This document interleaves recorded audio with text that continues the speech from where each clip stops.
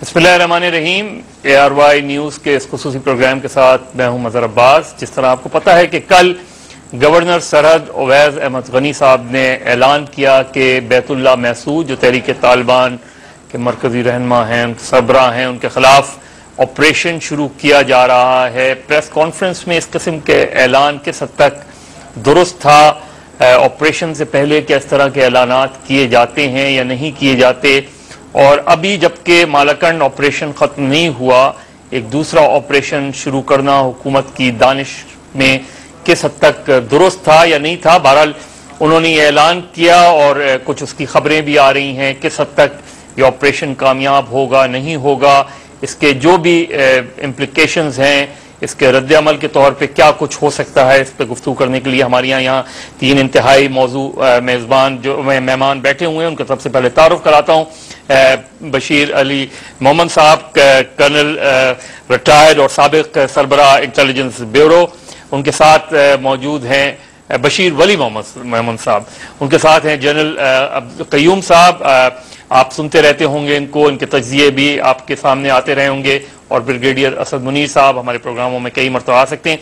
बशीर साहब, ये जो क्या आप समझते हैं ये वक्त दुरुस्त था? और ये जिस तरीके से ऐलान करके क्या कभी कोई ऑपरेशन इस तरह शुरू किए जाते हैं?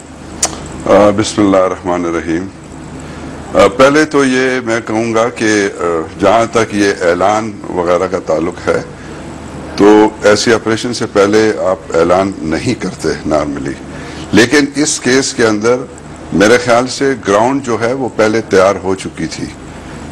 जैसे आपको पता है कि जो जानी खेल और बका खेल जो ऑपरेशन जो है बनू का जो फार बनू जो है, ये उसी की एक एक्सटेंशंस हैं। वहाँ ऑलरेडी एक ऑपरेशन जो है वो शुरू हो चुका था। उसके लिए जितने भी रूट्स थे उनके विड्रॉल के या जो भी उनके रास्ते थे आगे पीछे, तकरीबन उनके ऊपर ऑलरेडी ट्रुप्स जो थे वो डिप्लॉय हो चुके थे। और सो उस लिहाज से तैयारी जो थी वो मुकम्मल थी।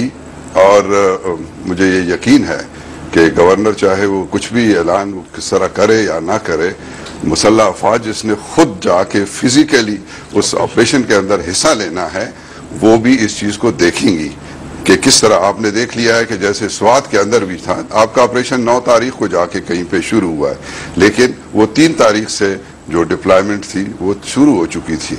सो ये उससे पहले जो है ऐलान, उसका कोई ख़ास वो नहीं होगा।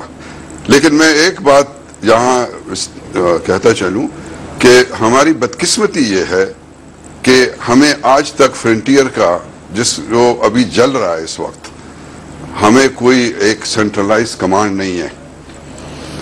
स्वात के अंदर ऑपरेशन हो रहा है, उसको वो प्रोविंशियल गवर्नमेंट के नीचे चल रहा है। उसको गवर्नर को उसको ना उसकी परवाह है, ना उससे उसकी कोई ताल्लुक बनता है। ट्राइबल के अंदर जब होता था तो वो गवर्नर जिम्मेवार बन जाता है, फिर प्रोविंस का उसके साथ कोई चीफ मिनिस्टर या ये जो है उसके अंदर इन्वॉल्व नहीं होते हैं। एक्चुअली ऑपरेशन किसने करना होता है? आर्म फोर्सेस ने करना होता है। So there is a need for a unity of command. वो नजर नहीं आ रही, वो नजर नहीं आ रही कि आप एक वहां पे लगा हुआ है, दूसरा भी इधर शुरू हो गया है और करने वाला कोई और है। आई एम श्योर कि करने वाला जो है इन सब चीजों के ऊपर नजर उसने रखी हुई होगी। लेकिन जब तक एक कमांड नहीं होगी, कोई उसको इधर खींचेगा, कोई दूसरा खींचेगा, तो इसके डेफिनेटली नेगेटिव इम्पैक्ट होगा ऑन दी ओवरऑल ऑपरेशन के ऊपर। जनरल करीम साहब, ये बताएं कि ये जो फैसला हुआ अभी, जबकि एक ऑपरेशन आपका इस वक्त अनफिनिश्ड है मालाकंड का, आप समझते हैं कि जाहिर है जो भी कमांड है जिसने भी ये फैसला किया है कि इस तरफ, क्या वजह थी? क्या वो ये देख रहे थे कि वो लोग ज्यादा मूव कर रहे हैं शहरों की तरफ, या इस तरह की कुछ इत्तला थी जिसके बिना पे ये फैसला किया गया कि एक जगह ऑपरेशन अभी खत्म नहीं हुआ तो दूसरी जगह भी हम शुरू कर रहे हैं? बिस्मिल्लाहिर्रहमानिर्रहीम। सबसे पहली बात तो यह है कि हमारा जो पाकिस्तान का ब्रॉड स्ट्रेटेजिक ऑब्जेक्टिव है टुडे, वो है मुल्क की सोवरेनिटी को प्रोटेक्ट करना। इसके खिलाफ बहुत सी लोग नबर आजमा हैं, बाहर से भी अंदर से भी, और वो इसकी फ्रेगमेंटेशन चाहते हैं। और हमने एक एफर्ट करनी है ताकि हम अपनी सोवरेनिटी को कायम रखें और ये दुश्मनों के ये अज़ाइम खाक में मिला दें। नो, इस सिलसिले में टैक्टिकल एक्शंस हैं, बैटल्स हैं, فار ایگزامپل مالاکنڈ کا ایک آپریشن ہے, وزیرستان ایک اندر ہے, پہلے کہیں بلوچستان میں بگتی کے ساتھ کوئی ایکشن ہوا. یہ چھوٹے چھوٹے ایکشن ہیں. ابھی ہم نے دیکھنا یہ ہے کہ یہ بیٹلز بھی جو ہیں یہ ہم اتنی احتیاط سے لڑیں کہ کہیں ایسا نہ ہو کہ ہم بیٹلز جیتتے جائیں اور اوورآل وار ہار جائیں. چونکہ بیسٹ اسٹریٹجی تو یہ ہوتی ہے کہ آپ وار جیت جائیں without even fighting Beatles as they سے یہ جو پہلے سہیں گے. ابھی آپ کو یاد ہوگا کہ جب سوات کا آپریشن شروع ہوا تھا تو ساتھ ہی پریزیڈنٹ صاحب کی طرف سے ایک آ گئی تھی کہ اگلا ہم وزیرستان میں. میرے خیال میں وہ بھی پری میچور تھا. بات یہ ہے کہ حکومت نے کیا کرنا ہے, یہ تو اس کے سیکرٹ اپنے پلانز ہیں. دے نو کہ سچویشن کیا ہے, انٹرنل ڈینجرز کیا ہیں, ایکسٹرنل ڈینجرز کیا ہیں, ان کا آپس میں لنکیج کیا ہے, اینیمی کی اسٹرینتھ کیا ہے, ان کا آبجیکٹیوز کیا ہیں. تو ان ساری چیزوں کو رکھ کے آپ ایک پلان بناتے ہیں اور اس پلان کو آپ ڈائیورج نہیں کرتے, آپ گریجولی چلتے ہیں.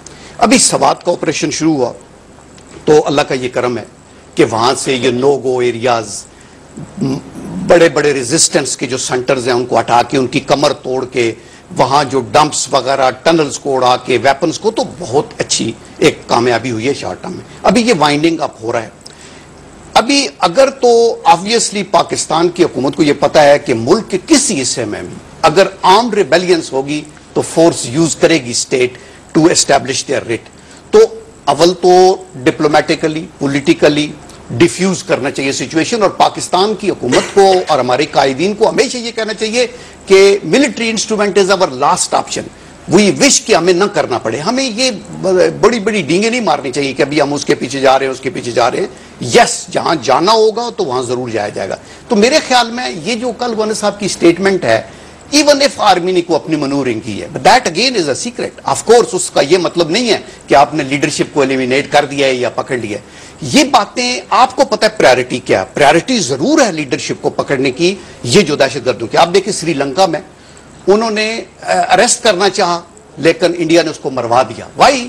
ایسے بندے کو پکڑ کے آپ کو بہت سے لنکیجز ملتے ہیں کہ آپ کے پیچھے کون تھا, باہر سے کون سپورٹر ہے. ایون جو اینیمیز آف پاکستان ہے بیٹھے ہوئے باہر بھی, وہ چاہیں گے کہ یہ ایلیمینیٹ ہو جائیں, یہ اریسٹ نہ ہو, یہ ان کا مدعا ہوگا. ہمیں اپنا احتیاط کرنی چاہیے انٹیلیجنس کو. آپ اس وقت ایک اناؤنسمنٹ کریں جب آپ کے ہاتھ میں کچھ چیز آ جائے. اصل صاحب یہ بتائیں کہ آپ اس ایریا میں رہے ہیں کافی عرصے, آپ نے وہ کیا, کیا اس لیے بھی کچھ جلدی کی جا رہی ہے کہ اگست کے بعد موسم بھی شاید اس میں حائل ہو, اور اس لیے جلدی جلدی اگلے 3-4 مہینے میں ان چیزوں کو, یعنی جو مین ان کا ایمفیسس ہے کہ مین لیڈرشپ جو ہے اس کو کسی طرح پکڑا جائے, ایلیمینیٹ کیا جائے, یہ پیش نظر ہے جو آپریشن فوراً انہوں نے لانچ کیا ہے؟